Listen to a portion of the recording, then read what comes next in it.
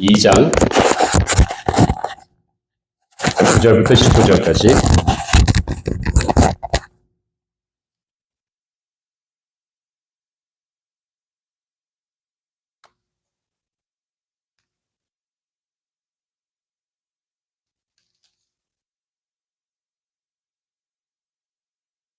제가 지금 구약성경 1052페이지입니다.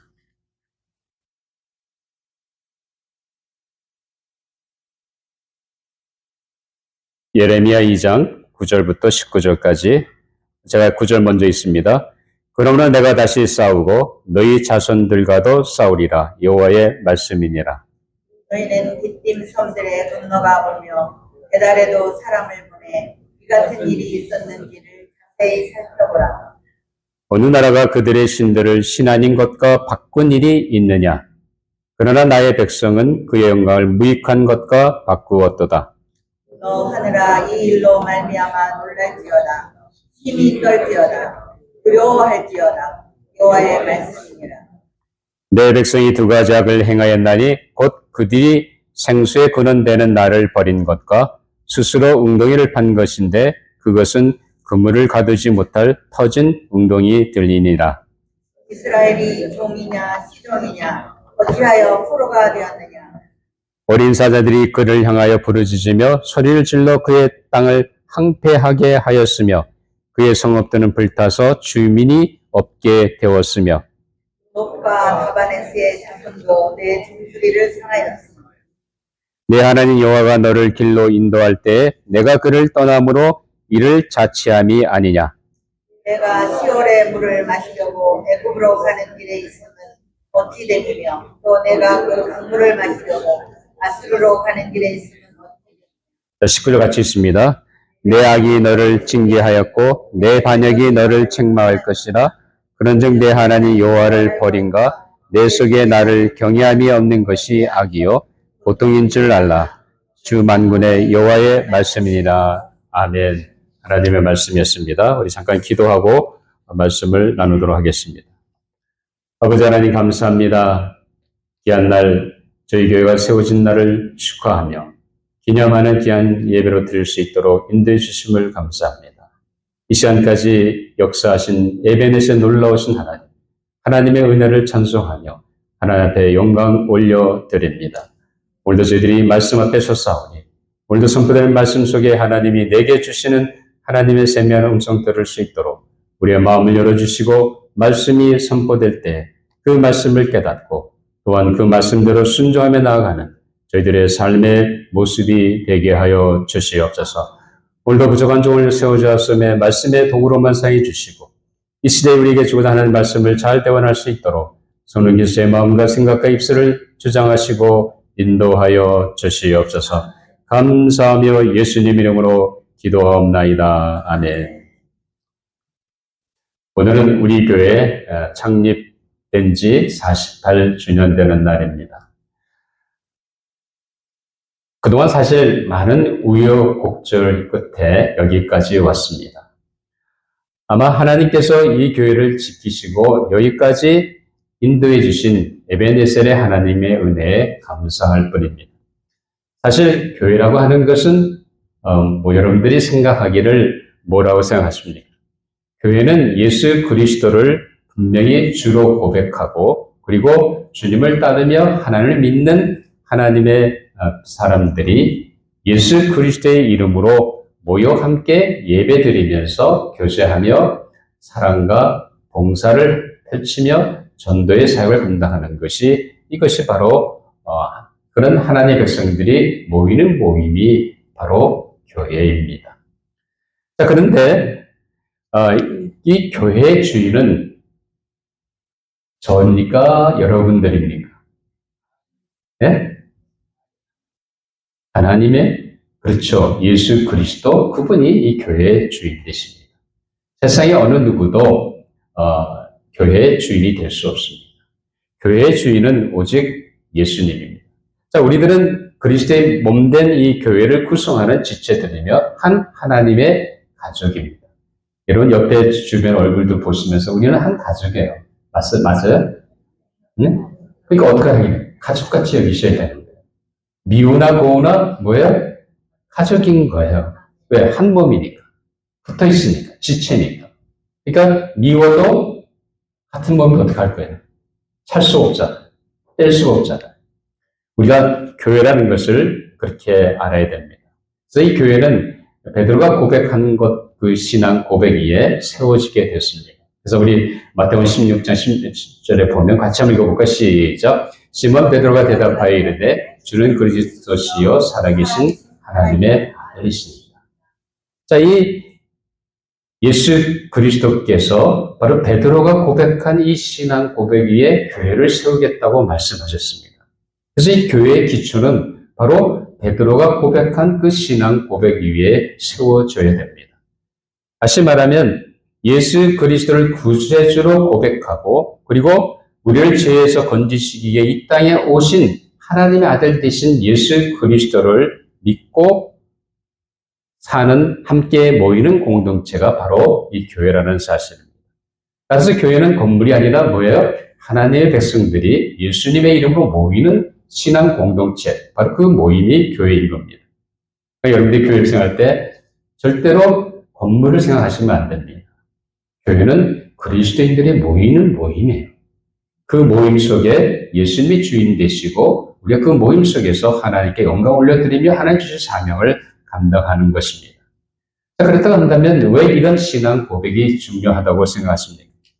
이 신앙 고백의 근거로 우리는 복음, 기쁜 소식 아니면 예수 그리스도의 복음의 기쁜 소식이라고 말합니다. 오늘 우리 교회가 창립 48주년을 맞이했습니다. 근데 앞으로 창립 50주년을 맞이하고 75주년을 맞이하고 100주년을 맞이한다 할지라도 이 교회는 어디 위에 세워져야 됩니까? 바로 베드로가 고백한 그 신앙 고백 위에 세워져야 됩니다. 우리는 어느 한순간도 이 고백을 놓쳐서는 안 됩니다. 그래서 우리가 이 고백 위에 든든히 서나갈 때 이 교회가 하나님이 기뻐하시는 사명을 온전히 감당할 수 있는 건강한 교회가 되는 것입니다. 자, 오늘 하나님께서 예레미야 선지를 통해서 이스라엘 백성이 주신 경고의 말씀을 통해서 우리는 그 말씀이 오늘 우리 신앙 공동체도 주시는 하나님의 말씀입니다. 다시 말하면 우리가 복음 위에 서야 할 것을 분명하게 보여주십니다. 우리가 이 교회를 오고 오는 세대 속에서 신실하게 세워나가는 가려면 오늘 본문에 주시는 그 말씀 속에서 인간의 근본 문제가 무엇인지 깨닫고 하나님이 무엇을 원하시는지 그 하나님이 주신 복음의 신앙 위에 이 교회를 세워가야 한다는 말씀입니다. 그래서 오늘 이 말씀을 가지고 우리가 인간의 근본 문제라는 그 제목을 가지고 함께 은혜를 나누려고 합니다. 자, 하나님께서는 아브라함을 부르셔가지고 언약을 맺으시면서 아브라함에게 자손을 약속하시고 땅을 약속하셨습니다. 자, 그렇게 하나님께서 아브라함에게 약속하신 대로 아브라함의 후손들이 히브리 민족들은 애굽의 종살이에서 벗어나서 그들의 조상들에게 약속했던 족과 꿀이 흐르는 가나안 땅으로 이주할 수 있는 은혜가 주어졌습니다. 자, 이런 하나님의 전적인 돌보심과 인도하심이 있었음에도 불구하고, 그 당시에 아마 여러분들이 생각해 보면 그 당시 아브라함의 후손들, 다시 말하면 이제 그 히브리 민족이 애굽 땅을 떠나서 이제 가나안 땅을 향해 가는 그 광야 생활 속에서 출애굽 1세대들이 하나님이 그들과 함께 하셨고 그들에게 역사하셨던 것을 다 잊어버리고 그들과 함께 하시고 그들 인도하신 그 하나님을 떠나서 하나님을 잊고 하나님이 아닌 다른 우상을 섬기며 하나님 앞에 불순항의 죄를 범했습니다. 뿐만 아니라 광야에서 시작한 그 2세들은 이제 가나안 땅에 들어가 정착하고 살면서 무슨 일을 했습니까? 그들은 정말 그 가나안 땅에서 살면서 거기서 맺혀지는 열매를 먹었습니다. 하나님이 그들을 통해 역사하신 말씀하신 대로 그대로 이루어진 것을 그들이 분명히 그들의 삶을 통해 경험했는데 문제는 뭡니까? 그 하나님을 잊어버렸다는 겁니다. 하나님을 찾지도 아니하고 하나님이 그들을 통해 역사하신 놀라운 은혜를 새까맣게 잊어버리고 아예 하나님을 찾지도 않고 살았다는 겁니다. 뿐만 아니라 더 나아가서는 이 예레미야 시대의 그 당시 시대의 이 유다 백성, 유다 공동체는 어떻겠습니까? 그들은 과거 출애굽 세대 그들의 조상들의 죄보다 더 큰 죄악을 범했다. 전혀 하나님을 찾지도 않고 하나님을 보지도 않고 그런 삶을, 불신앙의 삶을 살았다는 겁니다. 자, 그렇기 때문에 하나님께서 예레미야서 오늘 본문 2장 11절에 보면 뭐라고 하나님이 이스라엘 유다 공동체를 향해서 뭐라고 칭책하십니까? 우리 한번 11절 한번 같이 읽고 시작. 어느 나라가 그들의 신들을 신하인 것과 바꾼 일이 있느냐? 그런 나의 백성은 그 영광을 무익한 것과 바꾸었다. 하나님을 당연히 섬기고 하나님 영광 올려드려야 할 그 민족이 그것이 아니라 우상을 섬기고 우상을 하나님의 자리에 두었다는 사실. 다시 말하면 바알과 아세라를 섬기며 하나님의 자리에 바로 그런 우상들을 하나님인 것처럼 섬기며 살았다는 겁니다. 자, 이와 같은 이스라엘 백성들을 향해서 하나님은 오늘 본문 말씀 속에서 13절에 보면 뭐라고 얘기하면 한번 같이 읽고 시작. 내 백성이 두 가지 악을 행하였나니 곧 그들이 생수에 근원되는 나를 버린 것과 스스로 웅덩이를 판 것인데 그것은 그물을 가두지 못할 터진 웅덩이입니다. 하나님은 예레미야 선지를 통해서 유다 백성들, 유다 공동체에서 분명하게 말씀하고 있습니다. 뭐라고 얘기합니까? 생수에 근원된 나를 버렸다는 거예요. 그것이 첫 번째 죄랍니다. 두 번째 죄는 너희들이 스스로 웅덩이를 닫는 건 좋은데 그 웅덩이라는 것이 뭐냐? 한쪽이 터진 웅덩이랍니다. 제 아무리 물을 쌓아봐야 터진 쪽으로 흘러가 버리는 물을 채울 수 없는 그런 항아리를 그런 웅덩이를 파고 있다는 말씀입니다. 오늘 우리가 우리 자신을 바라본다고 한다면 과거 그 당시 이스라엘 백성들의 그 죄악이 바로 오늘 인간의 당한 근본 문제인 것을 보게 됩니다. 그렇기 때문에 우리는 오늘 이 유다 백성들 향해서 하나님 주시는 이 근본적인 그들의 죄의 문제, 첫째는 생수에 그는 하나님을 버린 것과 물을 저축지 못할 터진 웅덩이를 부질없이 싸고 있다는 겁니다. 그렇기 때문에 우리 인간의 근본 문제는 첫째는 하나님 없이 살아가는 것이 문제라는 겁니다. 여러분, 하나님 없이 살아갈 수 있는 인생들이 세상에는 얼마나 많습니까? 많죠? 그렇죠? 자기가 최고고 자기가 왕이고 자기가 뭐 하면 다 되는 거예요. 그러니까 눈에 뵈는 게 없어. 하나님 더 이상 보이지도 않아. 자, 그런 사람들이 사실 상당히 많이 있습니다. 그런데 하나님이 가장 싫어하는 죄가 뭔지 아십니까? 성경에서 말하고 있는 죄는 뭐냐면 창조주 하나님을 버리고 하나님 없이 자기 마음대로 살아가는 그 인간의 삶의 모습을 가리켜 하나님이 죄라고 얘기합니다. 그러니까 하나님을 떠나 사는 것이 인간이 그게 죄라는 거예요. 다른 게 죄가 아니라는 거예요. 하나님이 가장 싫어하시는 죄악은 나를 지으시고 나를 만드신 그 창조주 하나님을 잊어버리고 자기 마음대로 자기가 주인이 되어 살고 있는 그 인생을 가리켜서 하나님은 죄라고 여긴다는 사실입니다. 여러분들은 어떻습니까? 여러분 지난 예수 그리스도를 믿기 전에 지금까지 여러분의 삶의 모습이 어떻습니까? 아마 하나님 없이 아마 살아왔던 삶이 많을 겁니다. 그게 죄라는 거예요. 하나님 분명히 우리를 만드시고 지으시고 우리에게 필요한 것을 다 공급하시고 허락하신 하나님. 그 하나님을 떠나서 하나님 없이 내 인생을 내 마음대로 살아가는 그것이 하나님 보는 죄라는 거예요. 다른 게 죄가 아니에요. 물론 다른 것도 죄도 있죠. 예를 들면 물건을 훔쳤다든지 거짓말을 했다든지 뭐 여러 가지 우리가 세상에 보는 죄가 많이 있는데 하나님 근본적으로 말씀하시는 죄는 뭡니까? 하나님을 떠나는 것이 죄라는 거예요. 하나님 없이 살아가는 인생 그것은 바로 거기에 뭐가 있습니까? 많은 사람들이 하나님 없이 자기 마음대로 삶을 살아갑니다. 뭘 위해 살아갑니까? 출세를 위해 살아갑니다. 돈을 위해 살아갑니다. 향락을 위해서 살아갑니다. 그러나 그 모든 것들이 다 어떻겠습니까? 과연 하나님을 떠난 인생들이 어떻습니까? 거기에는 허무와 공허와 불안과 고통밖에 없다는 사실입니다. 여러분, 과거 예수 믿기 전에 어땠습니까? 우리가 하나님 없이 살 때 우리 인생은 정말로 내가 뭔가 얻은 것 같았는데 여전히 내 안에는 허무와 공허함을 가득 찼고 만족하려 했지만 만족이 되지 않습니다. 하나님 우리 인간을 창조하셔서 우리 마음속에 하나님을 경외하는 마음을 주셨습니다. 하나님 아니면 채울 수 없는 그 마음을 주셨습니다. 그렇기 때문에 하나님을 떠난 우리 인간의 삶은 아무리 어떤 걸 추구한다 할지라도 하나님으로는 채울 수 없는 그 갈증이 있다는 겁니다. 그것은 하나님만이 채울 수 있다는 거예요. 그래서 생수의 근원된 나를 버렸다는 거예요. 인간의 죄는 다른 것이 있는 것이 아닙니다. 근본적으로 우리를 만드시고 지으시고 역사하신 그 하나님을 떠났다는 겁니다. 하나님을 없이 살아가는 그 인생이 바로 죄라고 성경은 분명히 말씀하고 있습니다. 그렇기 때문에 인생이 공허하고 여전히 채워지지 않는 그런 갈증과 불안으로 가득하게 됩니다.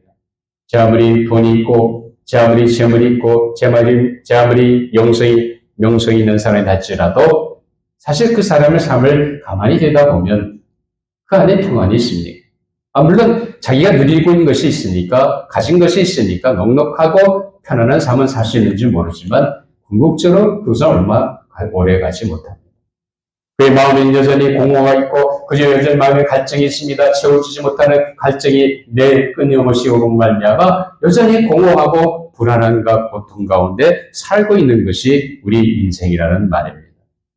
그렇기 때문에 오늘 하나님께서 예언을 통해서 분명하게 지적하신 뭐냐면 생수에 근원된 나를 떠났기 때문에 그렇다는 거예요.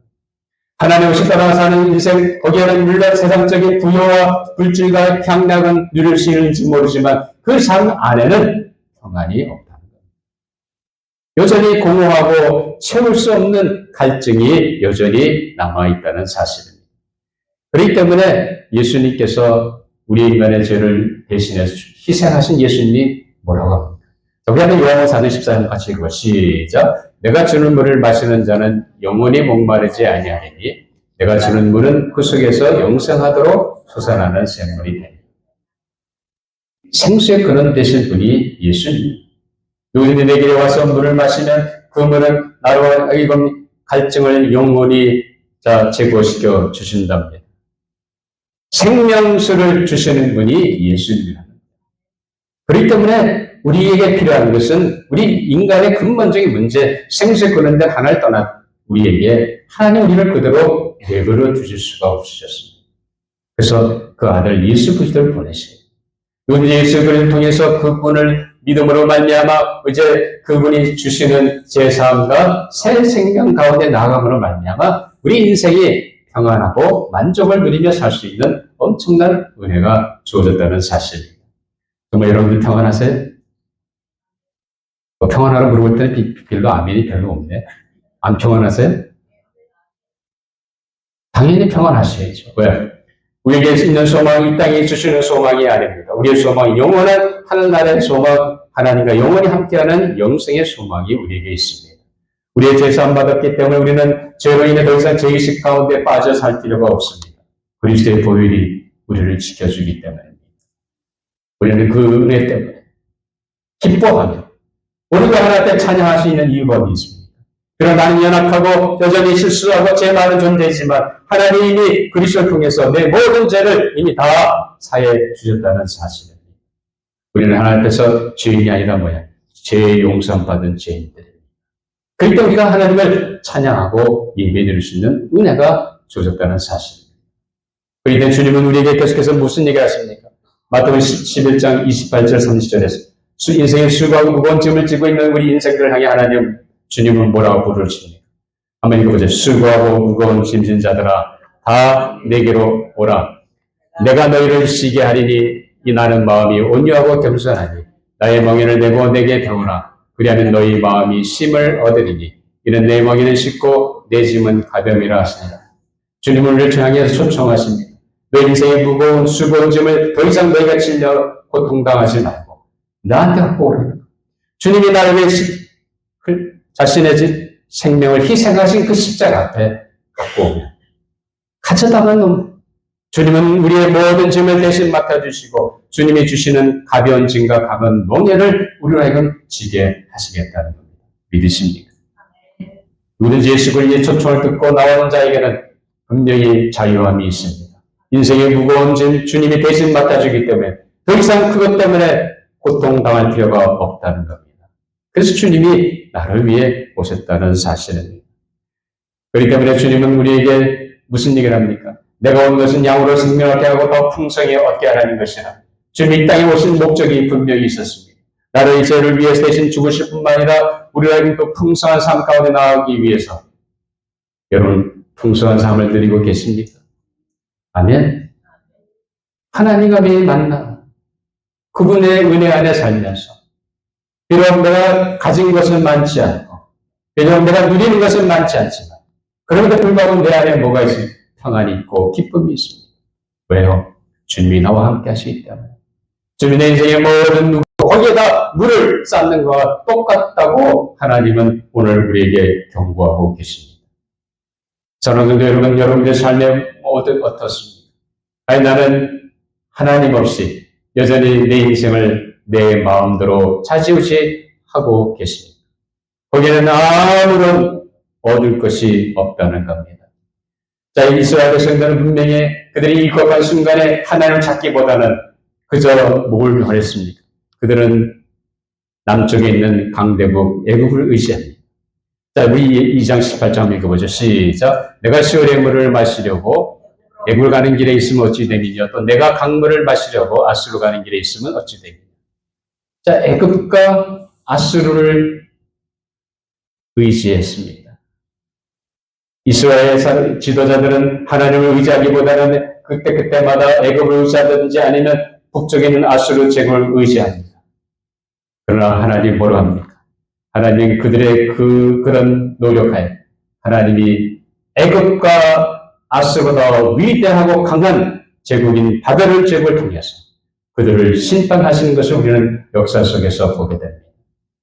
아무리 그들이 세상의 강대국을 의지하고 돈 많은 사람을 의지하고 뭘 의지한다는들 거기에는 답이 없다는 사실입니다. 하나님이 답이 되어야 됩니다. 생수에 근원된 하나님을 떠난 인간의 모든 노력은 헛수고밖에 될 수 없다는 것입니다. 여러분의 삶은 어찌 이 교회를 세워나가로 말미암아 하나님께 이 교회를 통해서 엄청난 일을 이루시는 놀라운 역사가 우리에 있게 되기를 주님의 이름으로 축원합니다. 기도하시겠습니다. 아버지 하나님 감사합니다. 지난 48년 동안 저희 교회를 지켜주시고 은혜 가운데 인도해 주심을 감사합니다. 우리가 무엇보다도 우리 인간의 근본 문제가 무엇인지 깨닫고 이제 그 근본 문제를 해결하게 오신 예수 그리스도를 구주로 온전히 믿고 그분을 믿고 삶으로 말미암아 제사함 받을 뿐만 아니라 하나님의 자녀로 장차 하나님과 함께 영원한 생명을 누릴 것을 바라보는 가운데 오늘도 주님이 주신 평안과 기쁨과 행복한 삶으로 나아가는 저희 모두의 삶이 되게 하여 주시옵소서. 이 교회가 이 그리스도의 복음의 신앙에 온전히 서서 건강하게 세워지고 계속 하나님 영광에 쓰임받는 귀한 제단 되게 하여 주시옵소서. 감사하며 예수님 이름으로 기도하옵나이다. 아멘.